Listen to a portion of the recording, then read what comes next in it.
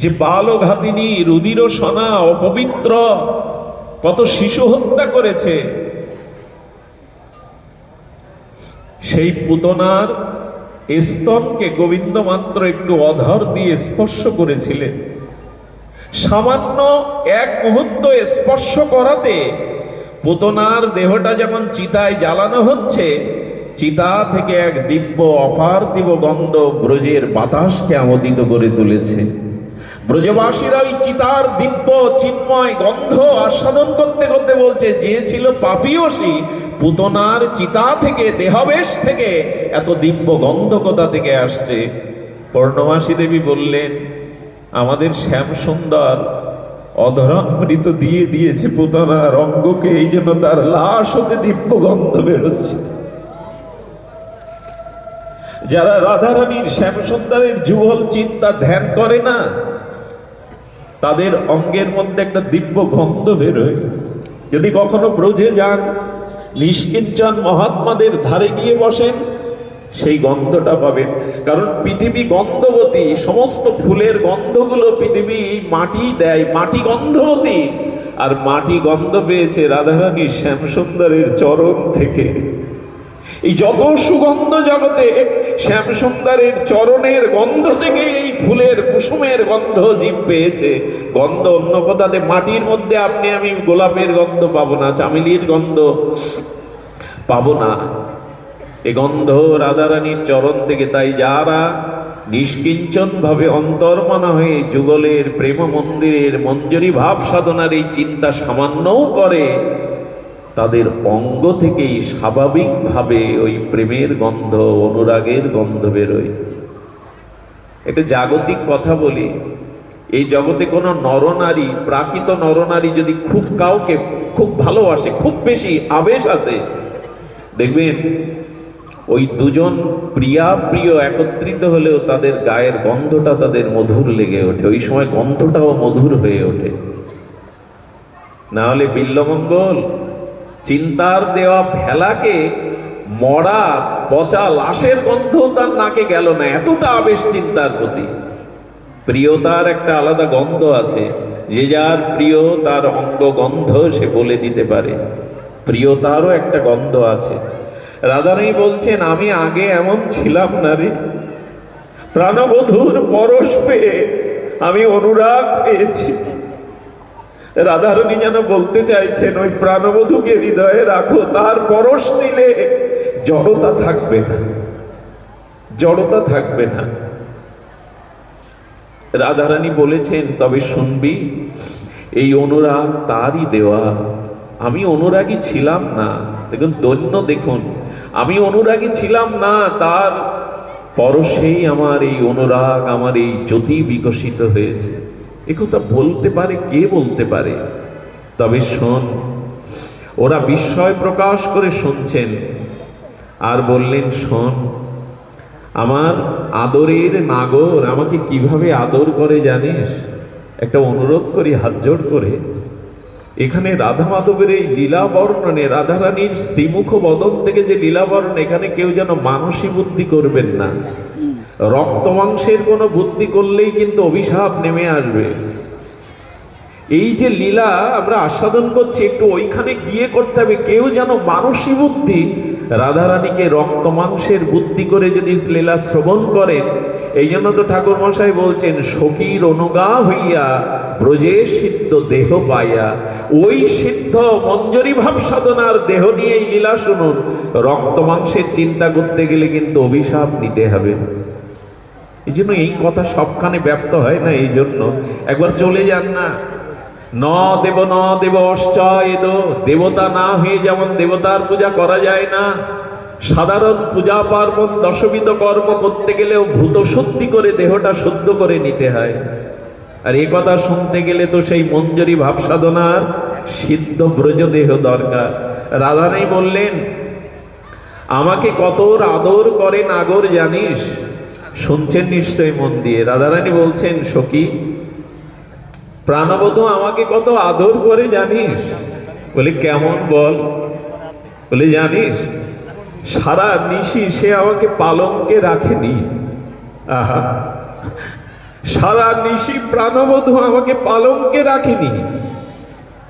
আমার প্রেমময় নাগর বধূয়া আমাকে বুকের মধ্যেই রেখেছিল, পালঙ্কে আমাকে শয়ন করতে দেয়নি। প্রাণবধূ আমাকে বুকে করে রেখেছিল আদর করে, পালঙ্কে দিতে দেয়নি।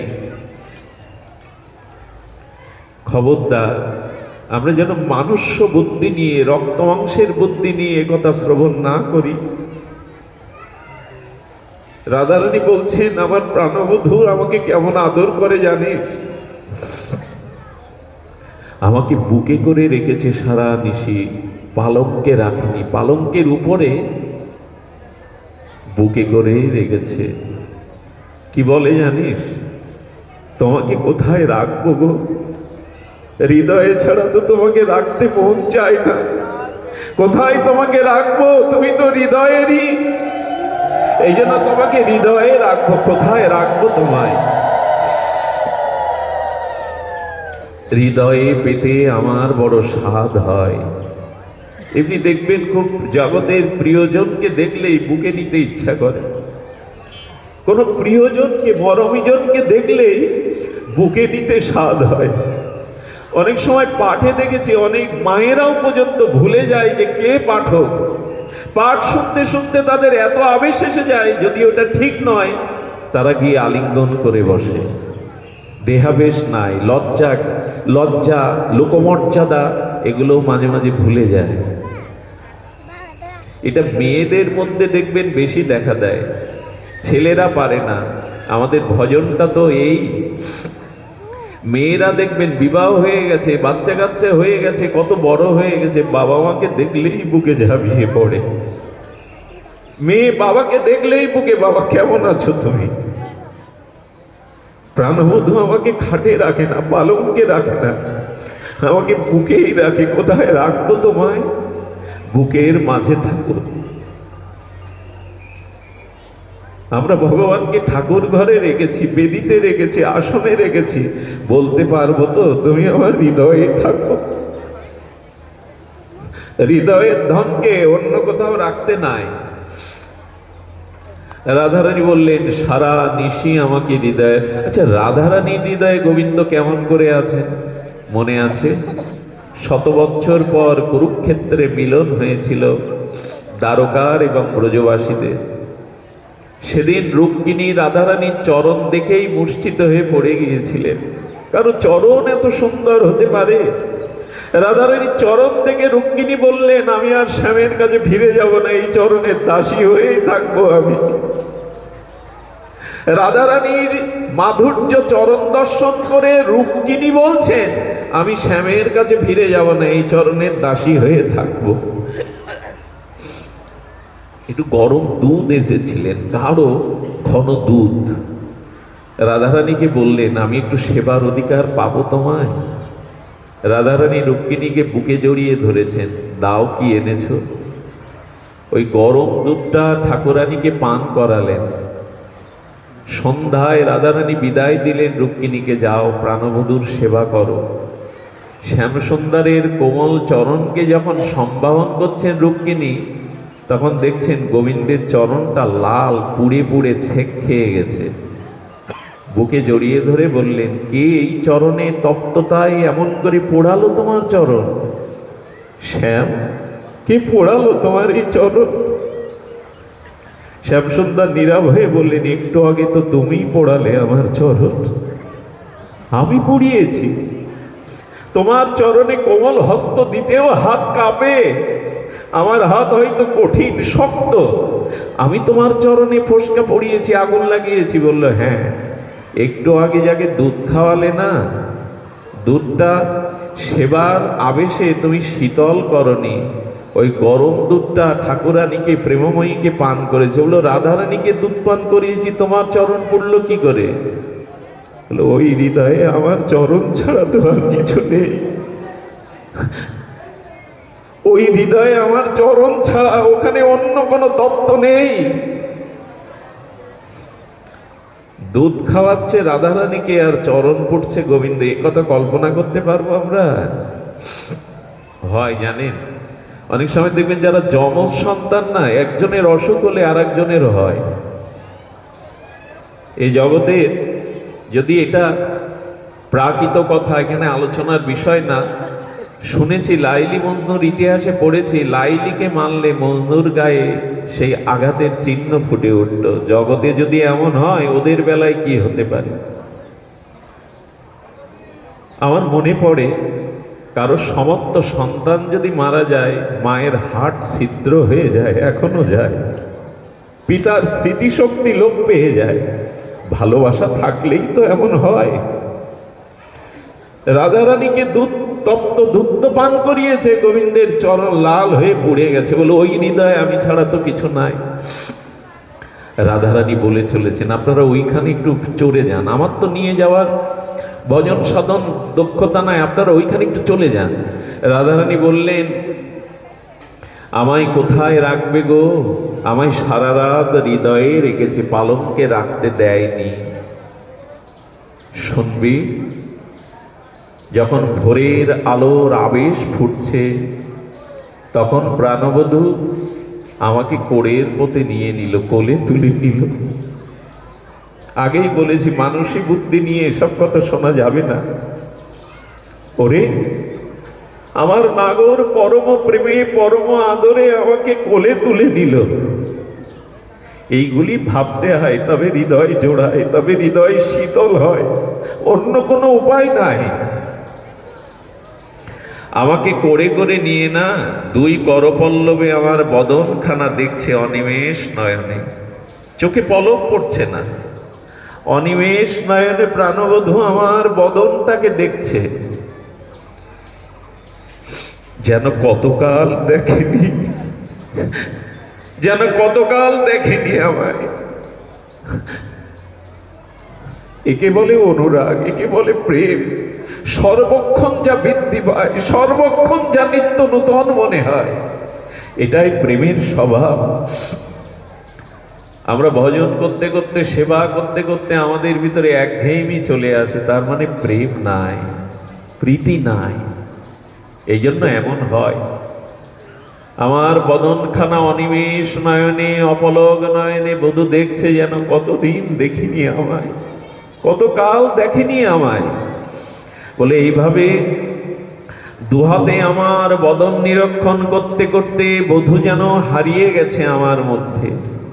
তারপরে কি করলো জানিস? রাধারানী বলছেন, তারপরে কি করলো জানিস? তারপরে চাপক ছিল শ্যামসুন্দরের হাতে। চাপক, চাপক মানে আলতা। আমার প্রাণবধূ চাবক হাতে নিয়ে তার কোমল পরশে আমার চরণ দোকানা হাতে তুলে নিল।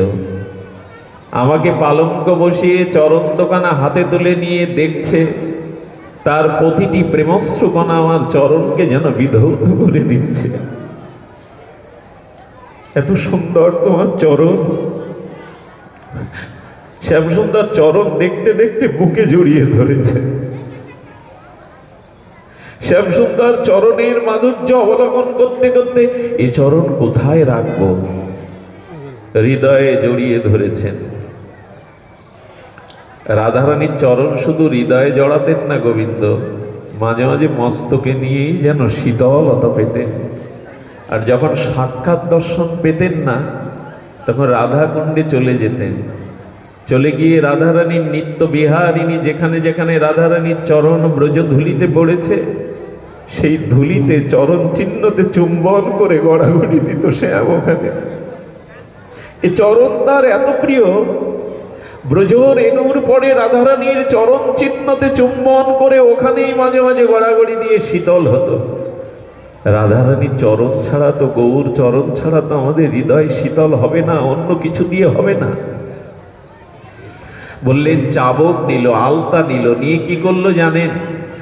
আলতাটা নিয়ে শ্যামসুন্দর আমার চরণে আলতার আগে রাঙিয়ে দিল। একটু ফিরে যান না ওখানে।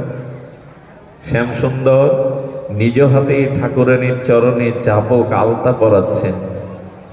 সখী আর কি হলো?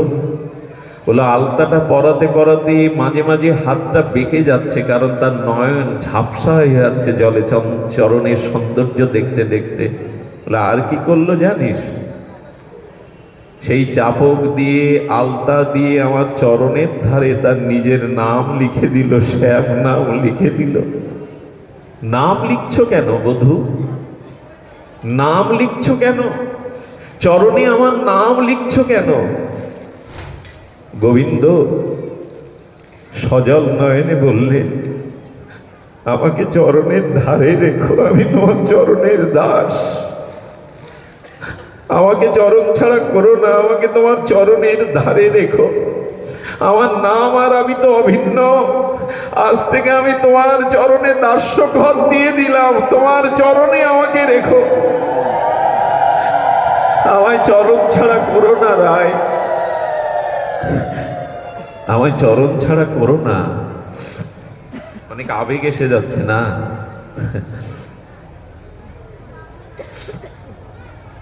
আমার মনে হয় জগতের যে দৈন্য দুঃখ দুর্দশা চোখের জল, এটা পাপ অভিশাপ কর্মফলে আসে। কিন্তু কেউ যদি গোবিন্দের জন্য দৈন্য করে, গোবিন্দের জন্য ব্যথা জাগায়, অনেক উচ্চ স্তরের বিষয়। কান্না দুই প্রকারের জানেন, কিন্তু দেখতে পাচ্ছি আমি। একটা হলো আমার মতো আবেগ যাদের, তারা বাইরে খুব কাঁদে, শব্দ করে কাঁদে, কিন্তু কারো কারো কান্না অন্তর সলীলা ফলগুর মতো ভেতরে কাঁদে, তারা বাইরে চোখে জল আনে না, এরা খুব গম্ভীর হয়। আমি ছিল বৈষ্ণবপদ বাবাকে দেখেছি, কান্নাটা ফলগুর মতো ভেতরে চেপে রাখে। তার কি লক্ষণ হয় জানেন? চোখটা গাঢ় লাল হয়ে যায়, চোখটা গাঢ় লাল হয়ে যায়। আমি তো আবেগী, আমার হয়তো সাধারণ বোধ, এই জন্য আবেগ চলে আসছে। কিন্তু যারা গম্ভীর, তাদের তাপটা, তবে মাঝে মাঝে কি বলা হয় জানেন? সন্তানারা, মা যখন সন্তানে পাথর হয়ে যায়, তখন তাকে বলা হয় একটু কাঁদাও ওকে, তাহলে বুকটা হালকা হবে। সংসারের জন্য তো কত কাঁদলাম, কত অপমান, কত লাঞ্ছনা, কত দুঃখ, তার জন্য কত কাঁদলাম। বধূর জন্য কান্নাটা অনেক শ্রেয়, তা সে হৃদয়ে কাঁদুন আর বাইরে কাঁদুন। শাস্ত্র বারবার মহাজন্যা বলছে বাইরে কেঁদো না, গভীরে কাঁদো, ঘরে দরজা দিয়ে কাঁদো, ভেতরে কাঁদো। এই কান্নার অনেক শক্তি, এই চোখের অশ্রুর অনেক শক্তি। প্রাণবধূ কি করলো জানিস? চরণে শ্যাম নাম লিখে বললে, চরণে রেখো, চরণ ছাড়া করো না আমায়, আমাকে চরণে রেখে দিও। ধারে, কথার অর্থ হলো পাশে, ধারে মানে পাশে, ধারে মানে ধার নেওয়া। রাধে, আমি তোমার কাছে যে ঋণী। চরণের ধারে নাম লিখলো এই জন্য, ধার মানে পাশে হোক, ধার মানে আবার ঋণও বোঝায়। আমার জন্য তুমি কুলধর্ম ত্যাগ করেছো, বেদ ধর্ম ত্যাগ করেছো, সংসার ধর্ম ত্যাগ করেছো, দেহ গেহ সর্বস্ব ত্যাগ করেছো আমার জন্য। আমি তোমাদের জন্য কিছুই ত্যাগ করতে পারিনি, তাই ঋণ হয়ে দাসখত লিখে দিলাম, আমি তোমার চরণের চিরদিনের দাস। এই হলো আমাদের প্রেমময়ীর রাধারানীর ভজন। কেন রাধা রাধা করি আমরা? কেন রাধা রামে রাধা কথাতে ব্রজলীলাতে আমরা ভাসবো কেন? এই জন্যই যে শ্যামসুন্দর বললেন, হে রাধে, কুলধর্ম বেদধর্ম গেহধর্ম সর্বস্ব ত্যাগ করেছ, আমি পারিনি, তাই তোমাদের কাছে চিরদিনের মতো ঋণ হলাম। এরপরে বধূ কি করলো জানেন? ভোরের আলো ফুটতে গেছে, বধূ এরপরে বলল কি, আমার চরণের তলে ধুলিগুলো নিয়ে অঙ্গে ভূষণ করতে লাগলো, অঙ্গে মাখতে লাগলো। আমার ধুলিগুলো নিয়ে বধূ, আমার চরণের ধুলিগুলো নিয়ে বধূ শ্রীঅঙ্গে মাখতে লাগলো। ধন্য হলাম আমি আজ, ধন্য হলাম। রাধা নাম শুনলে গোবিন্দ তার দিকে তাকিয়ে যায়, তার পেছনে পেছনে দৌড়ায়, যে রাধা রাধা রাধা রাধা একবার বলে, গোবিন্দ তার পিছনে দৌড়ায় নিজেকে বিক্রি করবার জন্য, নিজের আত্মবিক্রয় করবার জন্য গোবিন্দ তার পিছনে দৌড়ায়।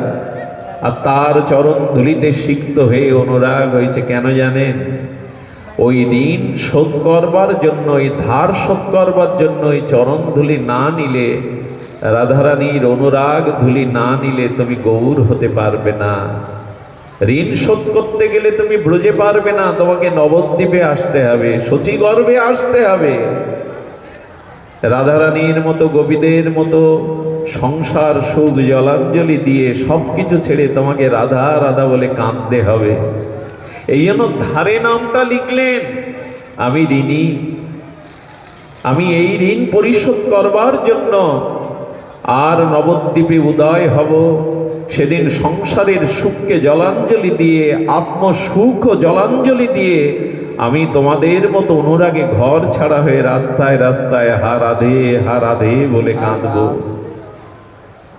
আমি এই ঋণ পরিশোধের জন্য আর নবদ্বীপ চন্দ্রে গিয়ে এই ঋণ শোধ করব।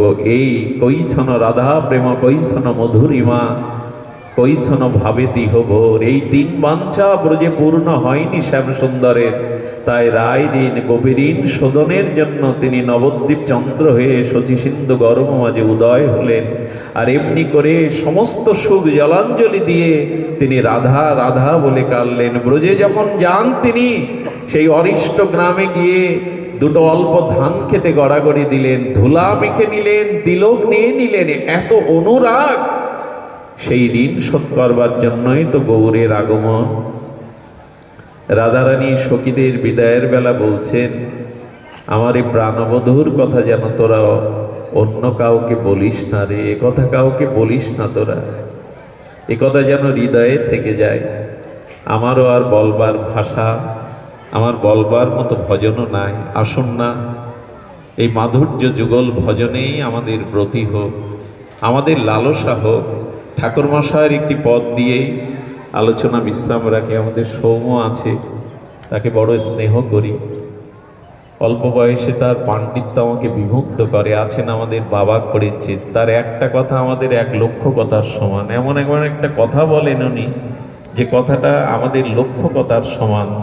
সবশেষে বলে যায়, ব্রজলোকের ভাবে যে করায় ভজন। ঠাকুরমশায়ের বাণীগুলো ধ্যান দিয়ে হৃদয়ে নিন।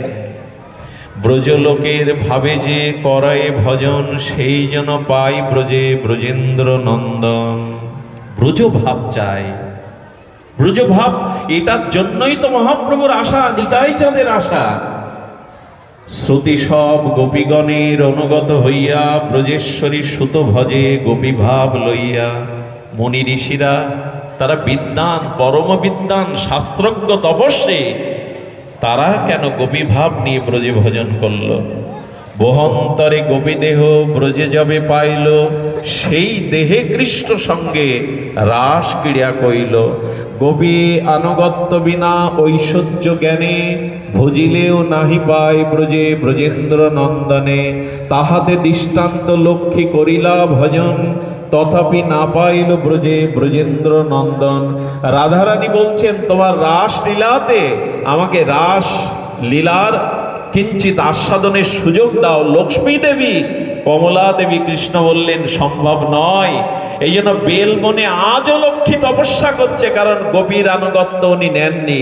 তাই গোপী আনুগত্য বিনা ঐশ্বর্য জ্ঞানে, ভজিলেও নাহি পায় ব্রজে ব্রজেন্দ্র নন্দনে। লক্ষ্মী দেবীও পাননি, তাই ব্রজের আনুগত্য নিয়ে ভাবিরা লক্ষ্মী দেবী অনুনয় বিনয় করেছিলেন, তাহলে একটা রেখা করে তোমার বুকে আমাকে একটু জায়গা দাও, একটা স্বর্ণ রেখা করে। আর ওই স্বর্ণ রেখা গোবিন্দ বক্ষে রাধারানীর আলতারাঙা পা যখন দিতেন, তখন লক্ষ্মী ধন্য মনে করতেন যে রাধারানীর চরণ স্পর্শে বুঝে আজ আমি ধন্য হলাম। এ কথা লক্ষ্মী দেবীরও অভিপ্রায়, রাধারানীর চরণ। আসুন আমরা সেই চরণকে বুকে নেই। অনুষ্ঠান শুধু যেন অনুষ্ঠান না হয়, অনুষ্ঠানে শুধু যদি লোকলোকরণ্য না হয়, অনুষ্ঠান থেকে, ভাগবত থেকে যেন আমরা এই ভজনটা বুকে নিয়ে গৃহে ফিরতে পারি। একটা দক্ষিণা চাই আপনাদের কাছে। সেই দক্ষিণা হলো, আপনারা আজ থেকে, এখন থেকে, কাল থেকে একটু নামের সংখ্যা বাড়ান। দক্ষিণা হলো এই, আপনারা দয়া করে এই রাগ ভক্তি, ব্রজভক্তির পথে একটু হৃদয়ে ভাবনা আনুন। এই দক্ষিণা প্রার্থনা করে আজ নারায়ণোত্তম গোস্বামী ভাগবত পাদ পদ্ম এই দন্যের মূর্তি, তিনি তার এই আশ্রমে প্রতি বছর আপনাদের আহ্বান করেন। উপযুক্ত সেবা, উপযুক্ত পরিবেশ যদিও না দিতে পারেন, তো তিনি তো পিতার মতো, তার হয়ে আমরা সন্তানরা ক্ষমা প্রার্থনা করছি, নিজ গুণে ক্ষমা করে। আর এই আশ্রমের প্রতি আপনারা কৃপা পরবশ হয়ে এমনি করে আসবেন, অনুষ্ঠানকে বজায় রাখবেন। শুধু ভক্তমণ্ডলী, বাবা এখানে আসুক, এবং আমাদের সৌম্য আছে, এখনো কিছুটা সময় আছে, আমি তাদের উপরে অর্পণ করে আমার হরিকথা কিঞ্চিত এখানেই বিশ্রাম রাখছি। জয় শ্রী গুরু প্রেমানন্দে হরি বল। জয় রাধে।